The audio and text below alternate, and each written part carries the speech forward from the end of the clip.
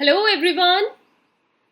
Here again I am with another set of questions for you, and a- as you know that we were doing questions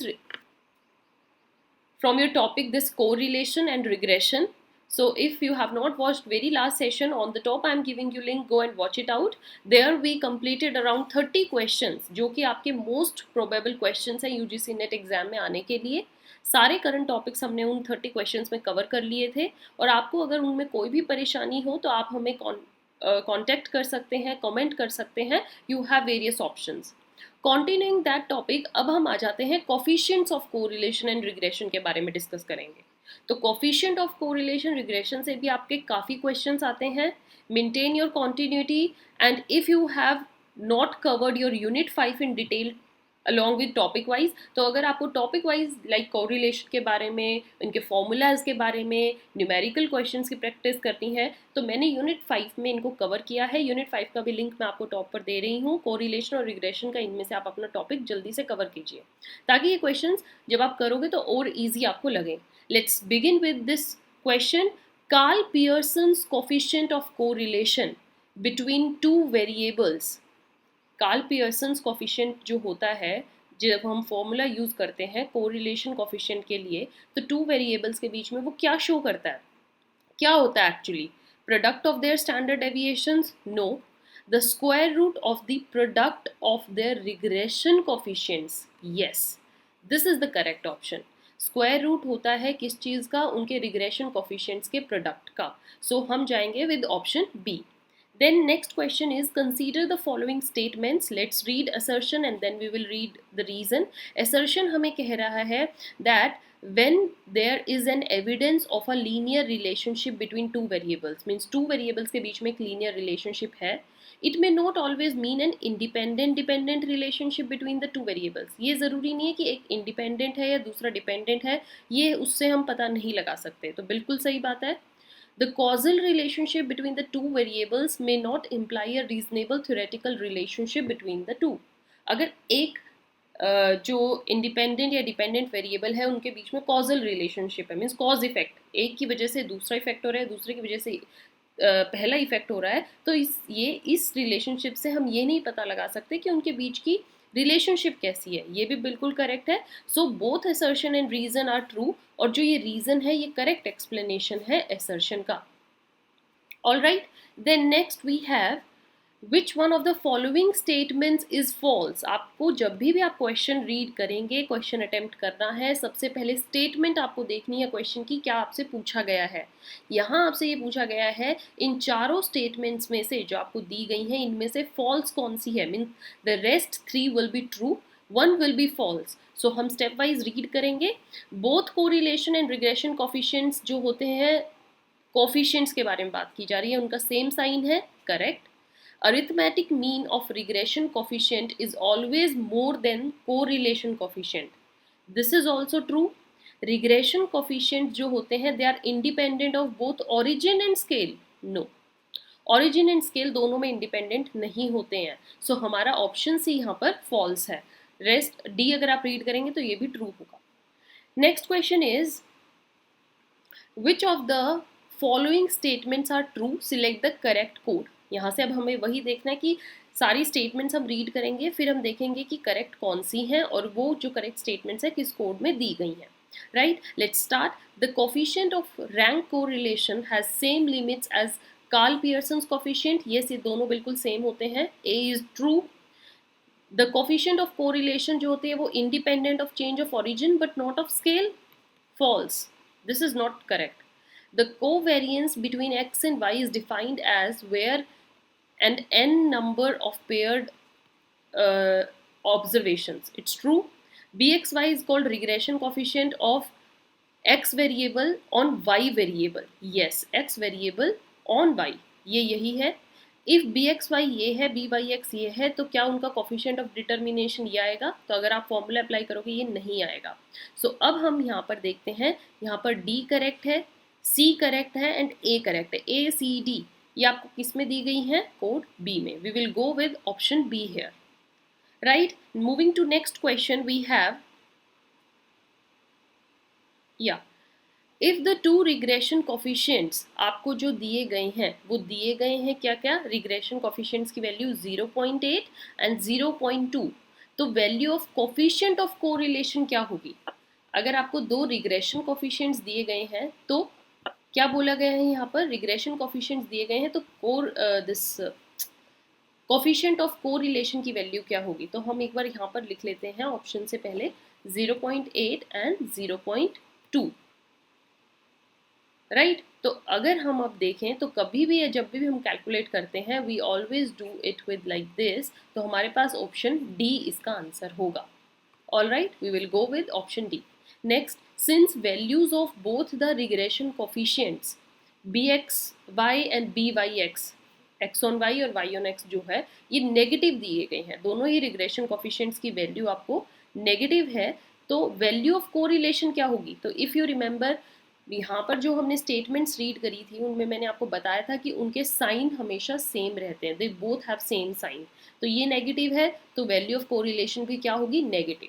इसलिए बिना कुछ जाने आपको यहाँ पर कर देना है दैट ऑप्शन इसकी नेगेटिव रहेगी। हम बात कर रहे हैं कोफिशिएंट्स की, coefficients, okay, correlation and regression coefficients की बात हो रही है। देन नेक्स्ट है consider the following statements, again हमें असर्शन रीजन दिया गया है और इसको रीड करेंगे then we will find out the correct answer. Assertion है if regression coefficient of X on Y is greater than regression coefficient of Y on X, okay, must be less than 1, greater than 1 वो है तो ये less than 1 होगा, तो क्या ये correct है? Yes. The geometric mean between two regression coefficient is the coefficient of correlation, उनके बीच का जो जियोमेट्रिक मीन, यस, प्रोडक्ट होता है तो square root product of the square root, तो A and R both are correct, we will go with option A here, option A is correct. Moving ahead, if unexplained variation between variable X and Y is 36%, what is the coefficient of correlation between the variable, उनके बीच का जो unexplained we can say variation दिखाई गई है x and Y के बीच में वो 36% है, तो कोफिशिएंट ऑफ कोरिलेशन क्या होगा? 36% दी गई है तो उसका कोफिशिएंट ऑफ कोरिलेशन क्या होगा? It will be 0.80, okay. Then there is a very high inverse relationship between the measures of overweight and life expectancy. There is very high inverse relationship. Which one of the following values of coefficient of correlation is consistent? तो देखिए positive तो होंगी नहीं क्योंकि inverse relation, negative में भी सबसे lowest value, so we will go with option D here.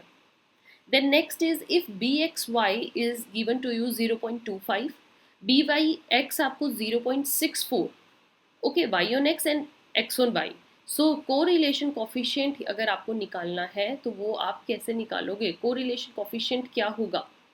So we will see here, like ये आपका हो जाएगा 5 एंड ये आपका हो जाएगा क्या, 8, यही होगा। एंड देन 8 एंड 5 आपका आ गया तो 8 5 ज़ा 40, इनका हम स्क्वायर रूट किया और फिर इनको प्रोडक्ट किया, we will get option B here. Formula समझ में आया, उनके स्क्वायर रूट को प्रोडक्ट आ जाता है, that will be your correlation coefficient, we will go with option B. Then if the value of coefficient of determination is 0.64, then value of coefficient of correlation उसका हम स्क्वायर रूट करेंगे 0.8, option B. Then next question students, we have here sigma x given to you 440, sigma y means x sum of x variables, y variables, x का square आपको दिया गया है, y का square दिया गया है। यहाँ पर आई थिंक आपको कोरिलेशन वैल्यू ऑफ r निकालनी है, the coefficient of correlation to do 2 decimal places तक निकालनी होगी, तो इन वैल्यूज को देखकर आप कौन सा फॉर्मूला यूज करोगे? Karl Pearson's coefficient, right. तो अगर आप अनदर कोई और मेथड भी यूज़ करो तो उसके हिसाब से आप वेरिएबल यहाँ पर इनकी वैल्यूज़ देख लीजिए, उसके हिसाब से आपका यहाँ पर क्वेश्चन आंसर क्या होगा, 0.63, all right. Then we have a rank correlation coefficient is being calculated, ये आपका फॉर्मूला है, सिग्मा डी स्क्वायर आपको 50 दिया गया है एंड 10 है, तो आर अगर आपको फाइंड आउट करना है तो वो आप किस फॉर्मूला से करोगे? ये सारे आपके मैथमेटिकल क्वेश्चंस आ गए, फॉर्मूला बेस्ड, फॉर्मूला अगर आपको टिप्स पे लर्न है you will easily calculated. So here अगर आप इस फॉर्मूला में वैल्यूज पुट करोगे, फॉर्मूला ये है और इसमें वैल्यूज पुट कर दो इजीली, तो आपका ऑप्शन डी आ जाएगा। देन नेक्स्ट क्वेश्चन अगेन आपको वही वैल्यूज दी गई हैं सेम, कोरिलेशन निकालना है तो आपका यहाँ से कोरिलेशन जो वैल्यू आएगी वो 0.98 आएगी। आप इसको कैलकुलेट कीजिएगा, मैंने क्वेश्चन सॉल्व कर रखे हैं इसलिए मैं आपको ये दे रही हूँ, फॉर्मूला अप्लाई करना है just. Next we have select the methods of finding out correlation from the following. हम कोरिलेशन किस किस मेथड को यूज करके निकालते हैं, अगर आपने मेरे साथ सारे ये किए हैं तो कौन कौन से मेथड से हम निकालते हैं? Karl Pearson's, yes. Spearman's rank method, yes. Yule's method, yes. Coefficient of contingency, yes. Concurrent deviation method, no. So we have A, B, C, D. This is given in option B. We will go with code B here. Next, which one of the following is a false statement? Rest जो है वो true है, एक इनमें से false है. Let's read one by one. The signs of regression coefficients are always same, true. Correlation coefficient जो होता है is the geometric mean of two regression coefficients, no. Regression coefficient होता है ज्योमेट्रिक मीन, तो ये आपको इनवर्स मतलब थोड़ा पलट के वर्ड्स को इधर उधर कर दिया गया है, इसलिए option B is here incorrect. अब आप रेस्ट ये दो पढ़ोगे ये आपकी करेक्ट होंगी। Then next, which one of the following फॉर्मूले is used to calculate the standard error of coefficient of correlation between 25 paired observations of a sample less than 30 है, वैल्यू 25 पेयर्ड ऑफ इनसे आपको वैल्यू निकालनी है, तो आपको ये चार फॉर्मूले दिए गए हैं, इनमें से आप कौन सा यूज़ करोगे? फर्स्ट, सेकंड, दिस वन और डी। तो मैंने डी इसलिए देखा क्योंकि हम डी ही यूज़ करेंगे। This is the perfect formula used अगर आपको 25 पेयर्ड ऑफ ऑब्जर्वेशंस की क्या निकालनी है? Standard error. Then next question again ये बहुत इजी है, अगर आपको फॉर्मूला पता होगा तो आप इसको विद इन सेकेंड सॉल्व कर दोगे।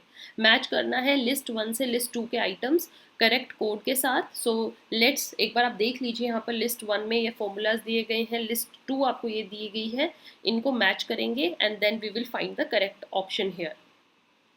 सो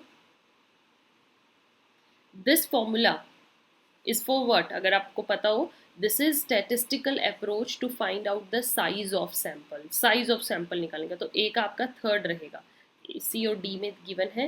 बी का आपका this formula is fourth, calculated Z value of mean differences, यहाँ पर भी ये दिया गया है। सी आपको क्या दिखाता है? Measurement of kurtosis. कर्टोसिस जब हम निकालते हैं तो हम इस फॉर्मूला से निकालते हैं, last is calculated value of F ratio. So all these are given in code D, आपका यहाँ पर कोड डी आंसर रहेगा। All right, then which one of the following formula is use to calculate probable error of correlation coefficient. यहाँ से क्वेश्चन जरूर आता है dear students. Probable error, P का फॉर्मूला आपका वेरी फर्स्ट ऑप्शन है 0.6745 into 1 minus r square upon under the root n. Then next, if the dependent variable increases as independent variable increase करता है, okay, dependent और independent दोनों same we can say line में increase कर रहे हैं, the coefficient of correlation उनके बीच में क्या रहेगा? Means दोनों positive way में जा रहे हैं, so it is 0 to 1, right? Option D. Then next, in a student survey 40% of students जो male हैं, 80% CA students हैं, probability that a student chosen at random is either female means ना वो male है और a CA candidate 80% है, तो we have here option 60 and 80. So आपका यहाँ पर option D रहेगा, we will go with option D. Moving ahead, next question, the relationship between expenditure in rupees on advertising in one time period and sales means x और y आपके पास dependent variables हैं, है ना। Sales आप advertisement में जितना खर्चा करोगे आपकी सेल्स उतनी ही बढ़ेंगी, है ना। तो यहाँ पर x इंडिपेंडेंट है, y डिपेंडेंट है, और इसकी इक्वेशन आपको दी गई है y is equal to 50 + 7x। So which of the following intercepts the value 7 correctly. अगर हम 7 की वैल्यू निकालें तो यहाँ पर क्या करेक्ट दिया गया है? For every rupee once spent on advertising, sales increases by 7 on average. Okay, 7 से आप डाल के देख लीजिए, यहाँ पर 1 डालोगे फिर आप 2 डालना तो 7 से ही इंक्रीज होगा, 50 तो सेम ही रहेगी, टेबल 7 का चल रहा है, तो 7 ऑन एवरेज इंक्रीज रहेगा। ए ऑप्शन आपका यहाँ पर आंसर है।